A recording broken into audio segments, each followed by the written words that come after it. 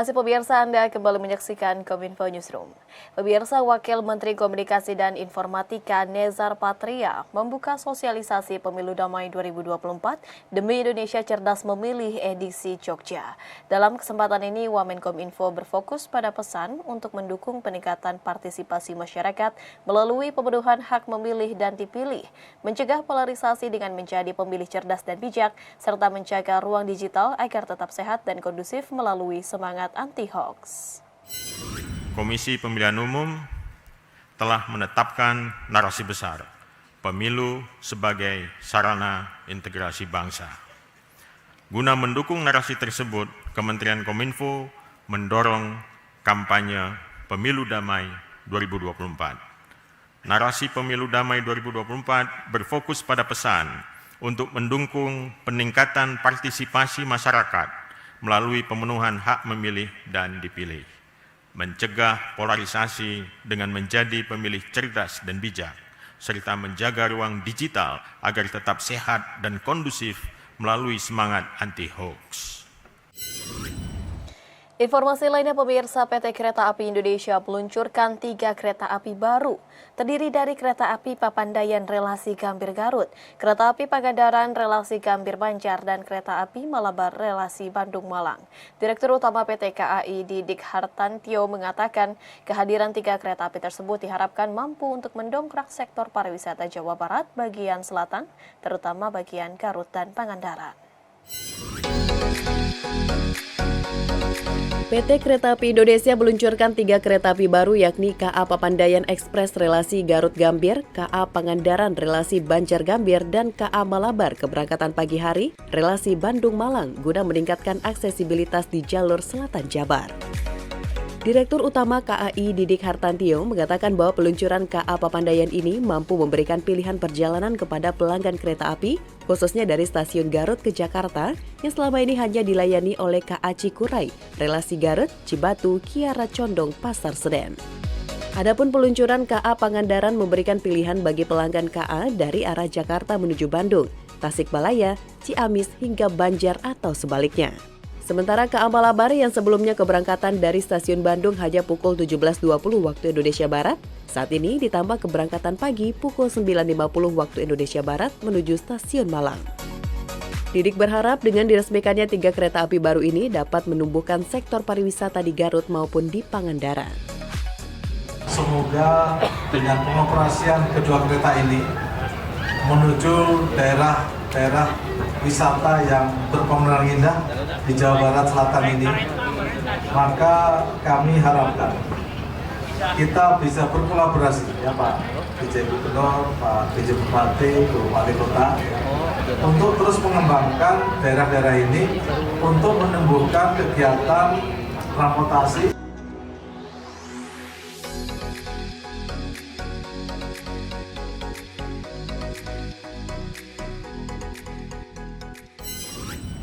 Pemirsa, pemerintah berencana akan mempercepat proses rekrutmen 8 sekolah kedinasan pada tahun 2024. Seleksi tahap awal direncanakan dimulai pada bulan Maret 2024 dan pelaksanaan seleksi kompetensi dasar atau SKD digelar pada April hingga Mei 2024.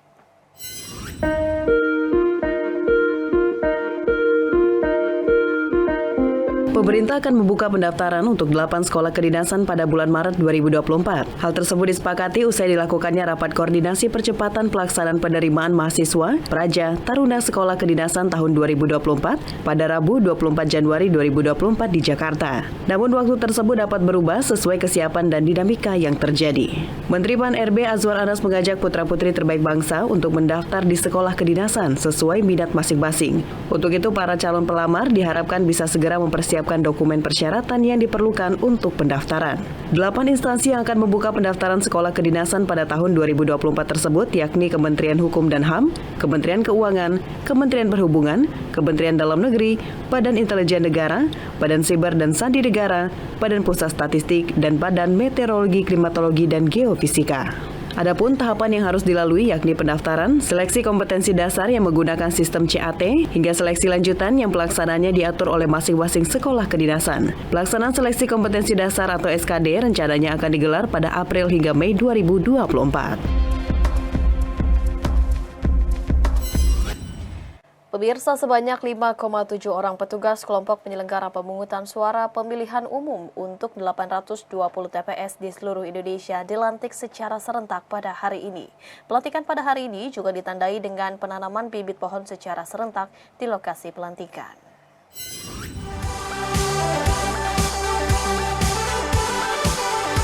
Komisi Pemilihan Umum menggelar pelantikan petugas kelompok penyelenggara pemungutan suara untuk pemilu 2024 secara serentak. Dengan rincian sebanyak 5.741.127 orang anggota KPPS yang tersebar di 820.161 TPS. Adapun pelaksanaan pelantikan tersebar di 71.000 lokasi pelantikan anggota KPPS di seluruh Indonesia. Ketua KPU Hasyim Asyari mengatakan, nantinya ada 7 orang anggota KPPS yang bertugas di tempat pemungutan suara. Pelantikan ini juga ditandai dengan penanaman 5.709.898 bibit pohon secara serentak di titik-titik pelantikan. Usai pelantikan KPPS Pemilu 2024, KPU akan menyelenggarakan bimbingan teknis yang akan diselenggarakan selama 3 hari yakni 25 hingga 27 Januari 2024. Pelantikan KPPS se-Indonesia secara serentak ini mendapat penghargaan dari Museum Rekor Dunia Indonesia untuk 3 kategori rekor, yaitu pelantikan secara serentak anggota penyelenggara pemilu terbanyak, bimbingan teknis secara serentak kepada anggota penyelenggara pemilu terbanyak, dan penanaman bibit pohon terbanyak secara serentak oleh anggota penyelenggara pemilu terbanyak. Para anggota KPPS adalah bagian dari penyelenggara pemilu. Oleh karena itu juga terikat kepada kode etik penyelenggara pemilu. Tolong hal ini nanti dipahamkan oleh teman-teman KPU, Kabupaten Kota, PPK, PPS kepada para anggota KPPS supaya bekerja penuh integritas, profesional, mandiri, transparan, dan akuntabel. Yang kedua, karena KPPS ini bagian dari KPU, maka kemudian dalam bekerja ketika menghadapi situasi-situasi yang problematik agar tidak segan-segan konsultasi kepada penyelenggara pemilu tingkat di atasnya. Informasi lainnya pemirsa, Badan Nasional Penanggulangan Bencana melaporkan sebanyak 137 kejadian bencana selama 1 bulan terakhir atau per periode 1 sampai 23 Januari 2024, di mana jumlah ini didominasi oleh bencana hidrometeorologi seperti banjir hingga cuaca ekstrim. Kepala Pusat Data Informasi dan Komunikasi Kebencanaan BNPB Abdul Muhari mengatakan dari 137 kali kejadian tersebut, lebih dari 900.000 orang terdampak dan mengungsi di beberapa wilayah di Indonesia.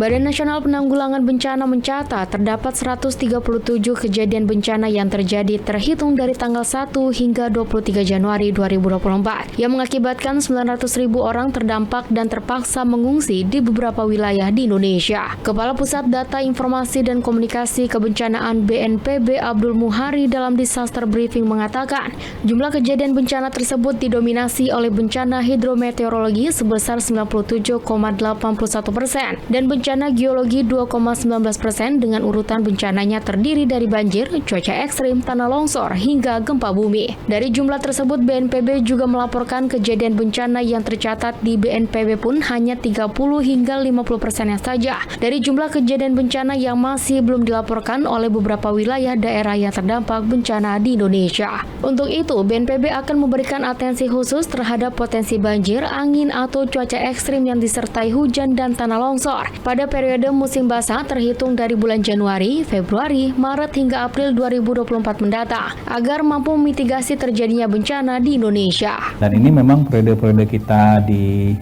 periode musim basah, ya Desember, Januari, Februari, Maret sampai nanti April kita akan tetap mungkin secara dominan menghadapi atau memberikan atensi khusus kepada potensi bencana banjir, angin atau cuaca ekstrim yang disertai hujan dan tanah longsor. Ya. Dan jangan lupa juga ada gelombang ekstrim di beberapa tempat. Nah, kalau di periode kering itu biasanya kita cuma mengalami bencana itu 20 sampai 30-an kali kejadian bencana, Mbak Rati. Nah, Pemirsa, usai jeda kami akan mengajak Anda mengulas informasi membedah peran, fungsi, dan kinerja DPD sesaat lagi, tetap di Kominfo Justru.